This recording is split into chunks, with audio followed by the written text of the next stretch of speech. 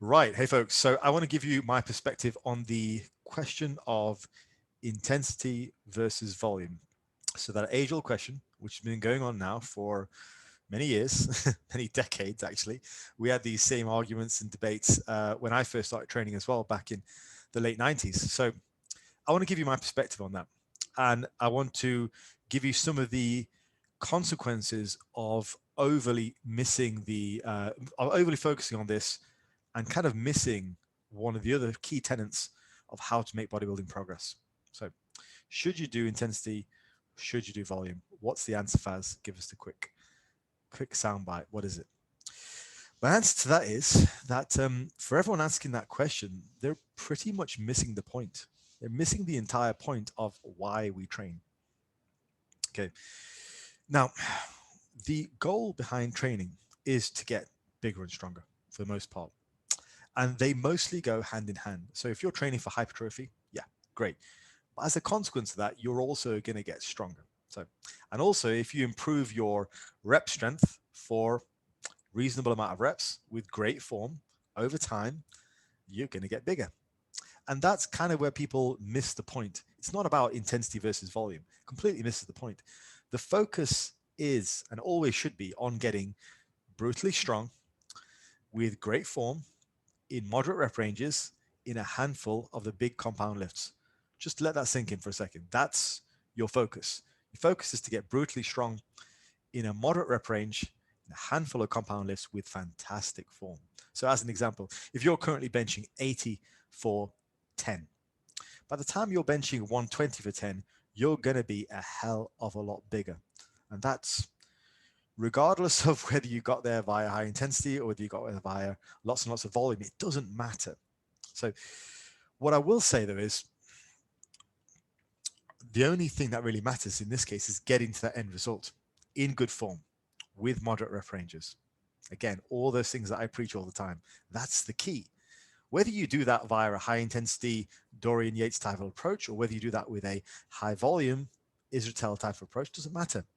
Really doesn't matter. It's just the end goal, which is what we're interested in. Think about it.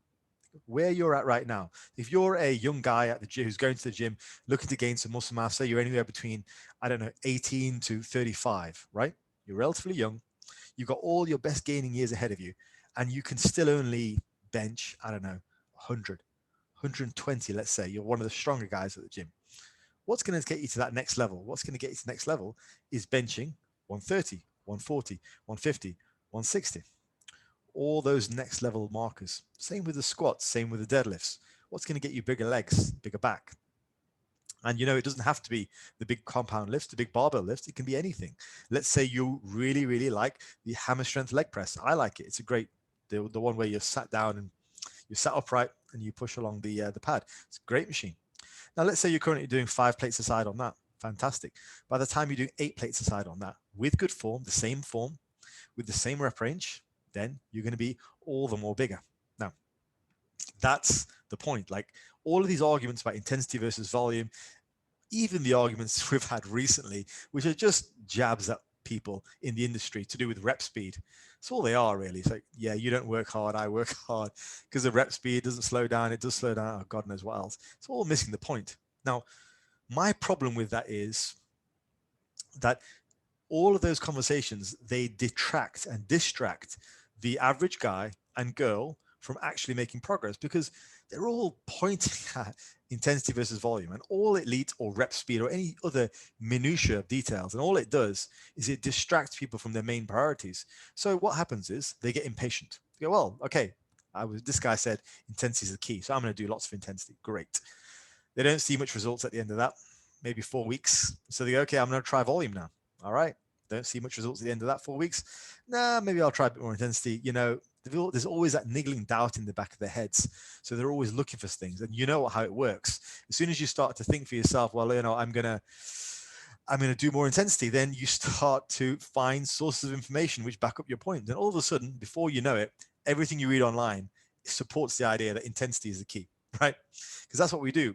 Naturally, we just we look for sources of information which back up our point of view. So it leads to us feeling dissatisfied with what we're currently doing and then look for something new. and then something new, and then something new.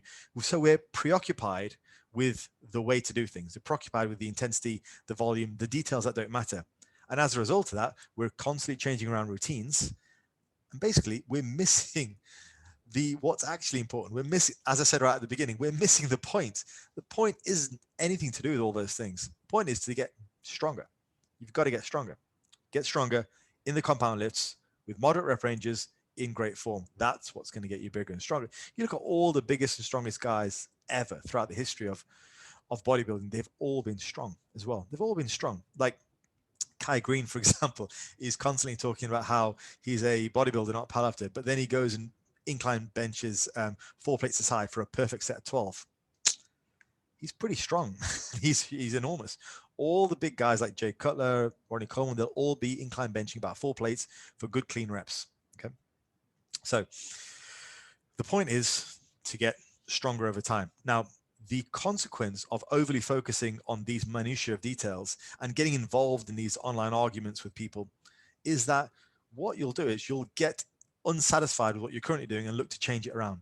And you'll start to develop something which I've heard, a term which I first heard of many years ago called Fuckarounditis. So you'll just start fucking around at the gym. 1 month it'll be one style of training, next month will be another style of training, and you'll never really gain any momentum to actually get you to the point where you're working hard. Now, some of you, of course, will take exception to that. And you're like, I work hard every fucking day. I call bullshit on that because a lot of people don't really understand what it means to work hard. Now, let's give you a real life example of this. This is what most people do. Let's say they're benching in the gym. Okay. They start bench pressing. They've not done it for a while. And they start with, say, 80 kilos for a set of 6 and whatever else they do in that session. Next session, they'll try 85. Next session, they'll try 90. And 85, they might get for 6 as well. 90, they might get for 5. Maybe they'll try 90 for 1 more week and they won't get 5. And go, that's it. Training's not working. I'm going to try something else. I'm going to try some drop sets. I'm going to try this. I'm going to try that. I'm going to try this. I'm going to try that. So they change something. They're like, okay, you know what? It's not working. And all week long between Monday sessions, they've been reading online about, you know what? Volume. Yeah, geez. You know what? Mike's right. I should be doing more volume. Crap. That's why I'm not progressing. That last week I got 5. This week I got 5. Fuck. No. Mike told me I need more volume. And I didn't listen to Mike. Mike, forgive me. So I need more volume. So the week after week 5, they end up changing something. Something changes. And then they're right back. So they say, okay, now what? I'm going to do sets of 10. Great. So I'm going to go back and I'm going to lower the weight. So let's go back to say 70 kilos and do sets of 10. All right, great. Okay, cool. Now next week, 75, set of 10. Week after that, 80 for a set of 10. Great. Look at me go. I'm doing all right, aren't I? They don't quite get 10 though. Maybe they get 8. Oh, crap. Got 8. All right, let's try 80 again the week after. Crap. Got 9. Oh, damn. I seem to be slowing down in progress. Let's change things again. So in 3 months, they've had 3 routines, constantly changing things around. Now, my problem with that is you're never really digging in. And that's what I mean by hard work. When you first hit 90 for 5, and let's say you got 5 for a couple of weeks on a trot, that is when you should really look at what you're doing in regards to diet, in regards to training intensity, and look at how you're progressing and give it some time. Give it some time. Actually stick to that for a while. Maybe if you get 1 or 2 extra reps per session, that's enough. Because you know what? As a natural guy who's trying to do his best to get stronger, that's about all you can really manage. I think the expectations for naturals have been really blown apart, and sort of people are just expecting them to progress loads and loads and loads week in, week out. But that's just not the way it goes. Most averagely genetically gifted people are just sort of average genetics. Most of the people who are with average genetics are not going to be gaining kilos upon kilos and reps upon reps every single day when they step in foot to the gym. So you've got to temper those expectations. Maybe you'll get a couple of extra reps. Great. Maybe you won't even get extra reps on that week. That's okay as well.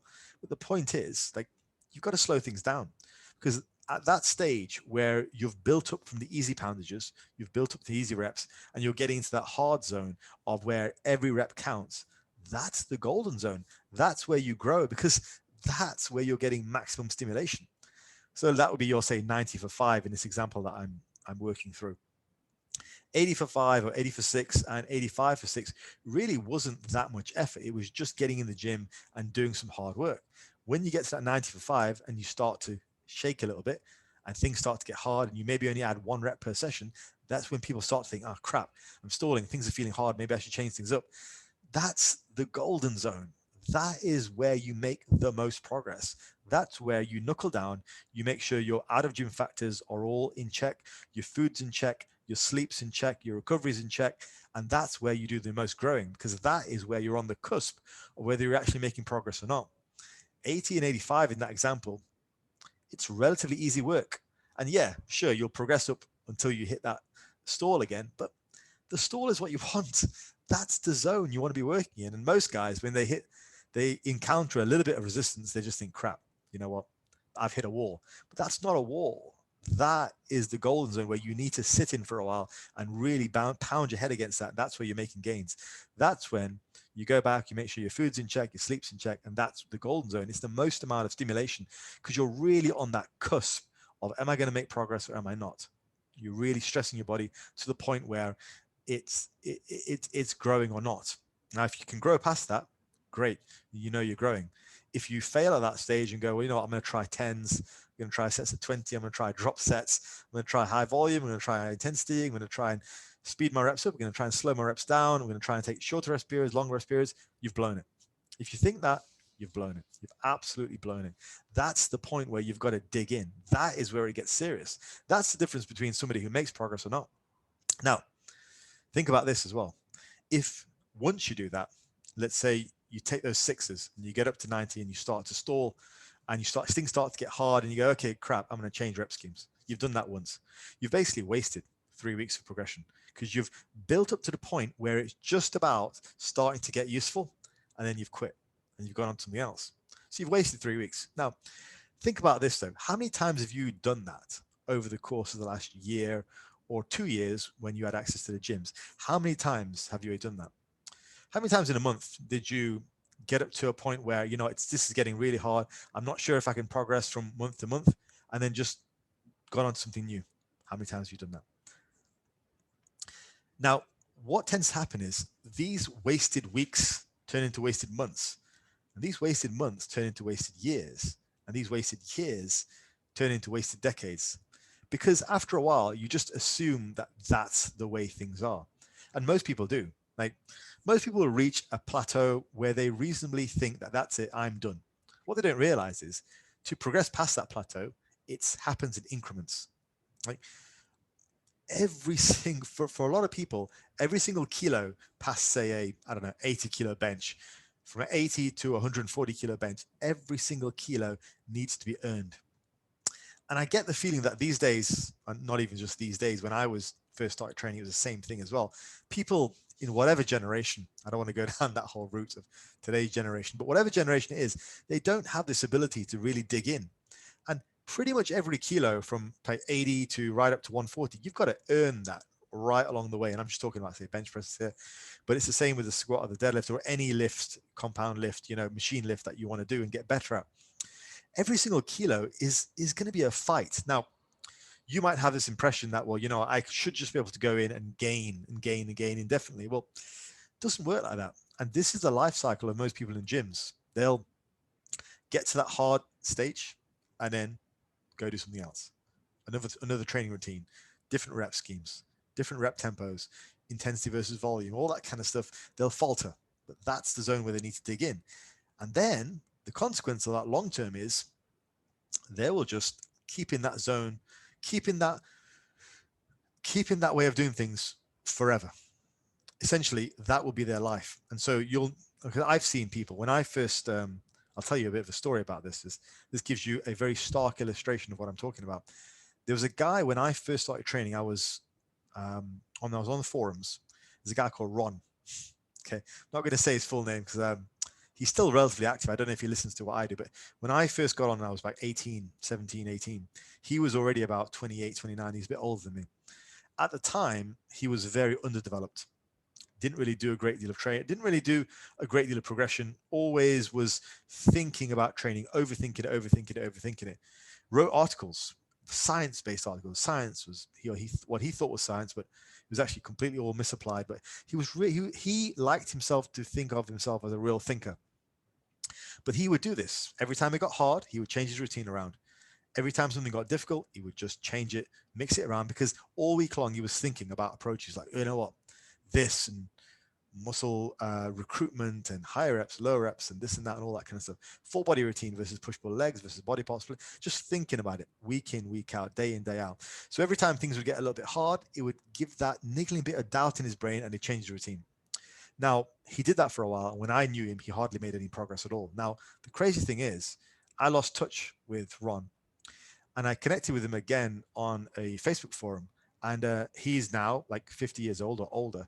And in those 20 years, those best 20 years of his life, from like 28 to 48 or whatever, he made zero progress.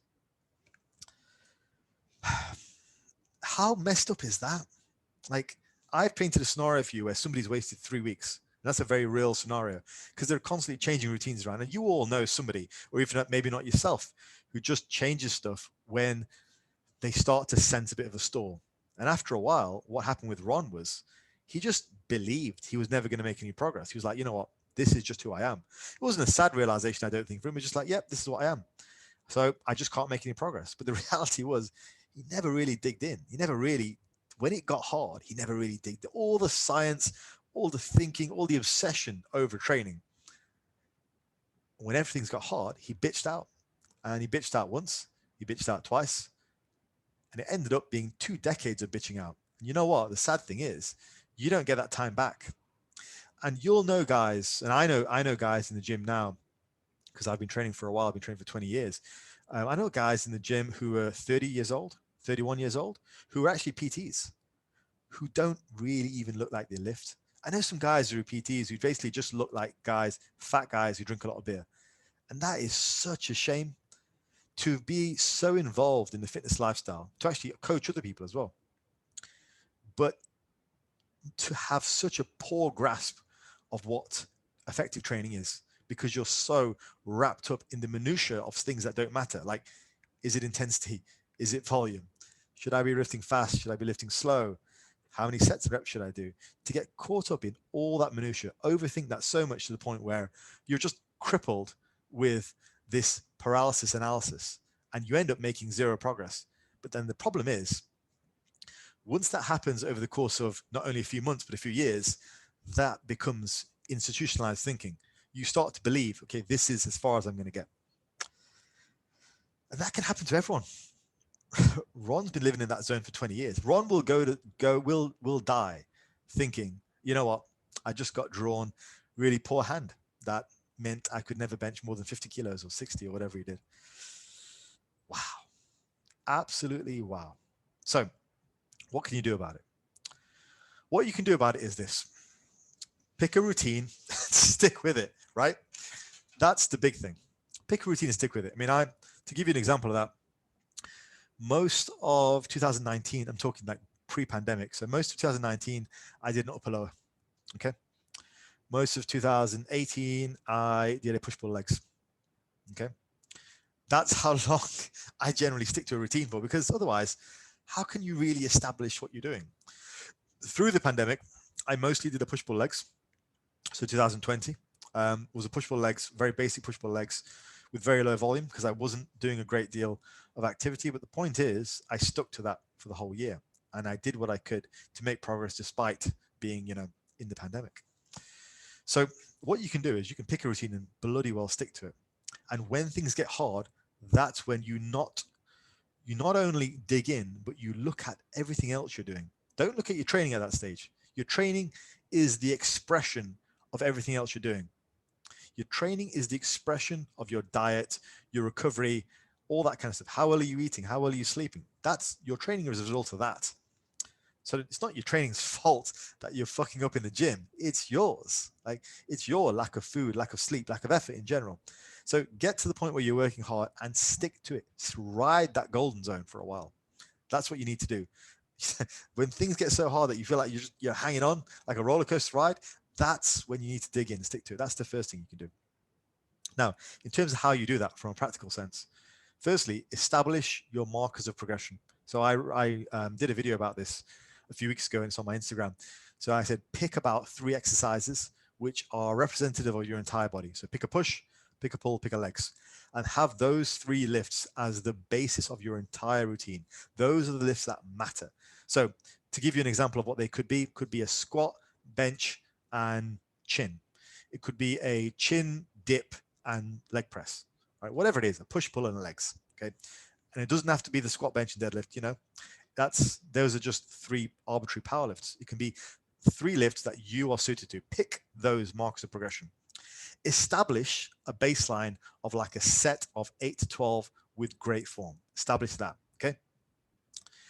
So great form with moderate rep range, 8 to 12, and establish some good hard working poundages. So let's say you pick the chin, dip, and squat. And let's say right now you can squat 100 for 10 with excellent form, nice rep speed, no bouncing at the bottom, no fast reps, anything like that, for like 100 for 8 reps. Okay, great. That's your baseline. And let's say you can dip with 20 kilo around your waist for 8, and you can chin with 5 kilo around your waist for 8. Those are your lifts. You want to spend the next 6 months doing whatever you can to progress that squat from 100 for 8 to 140 for 8. And I guarantee you will have bigger legs, assuming you keep the form the same, you keep the reps the same, you keep everything else the same. You will have to grow more muscle tissue to accommodate that extra weight on the bar. You will have to grow your legs and your glutes, your lower back, all that kind of stuff to accommodate that extra strength. If you take your dips from currently 20 kilos for a set of 8 to 50 or 60 kilos for a set of 8, your chest, shoulders, triceps will all have to get bigger. The intensity and volume you use is completely irrelevant to that end goal. Just get stronger with moderate rep ranges in great form over time. And in terms of how you do that, you don't just go into the gym after squatting 100 for 8 and go, okay, Faz wants me to get stronger, load her up to 140. That is moronic. Don't do that. Okay. Go to 102.5. Do that for 8. Master it. If you don't get 8, fine. If you get 6, cool. Stick with 102.5, then get 8. Okay. However much volume you do at that, I don't care. It doesn't matter. Stick to the routine. Pick something reasonable. Okay. We all know what reasonable volume is. Nothing too crazy low, nothing too crazy high, but focus has got to be on the strength of that squat set. That will determine whether everything else you're doing is working or not with regards to legs. Get that up to 102.5 for 8. Next step, 105 for 8.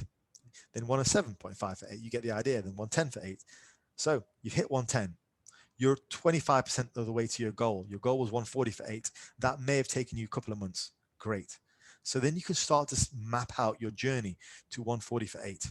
And after that, you can map out your journey to 180 for 8 or whatever it is. If you're really, really strong and big, do what you need to do to get that poundage up. It doesn't matter about the intensity or the volume. If you are progressing and you're doing everything you can to progress and you actually are able to add weight to the bar consistently week in, week out, then it's proof that whatever you're doing, whatever your intensity is, whatever your volume is, it's working. It doesn't matter whether you did 45 sets to get there or whether the bar slowed down on the way to failure or whether you failed. Who gives a crap? Don't you understand? Like, all that is just distractions from the overall goal, which is to get bigger and stronger over time with decent rep ranges in great form. That's the key. Right, folks, I'll leave you there. If you found this useful, like, share, subscribe, give me some reviews, and I'll speak to you next time.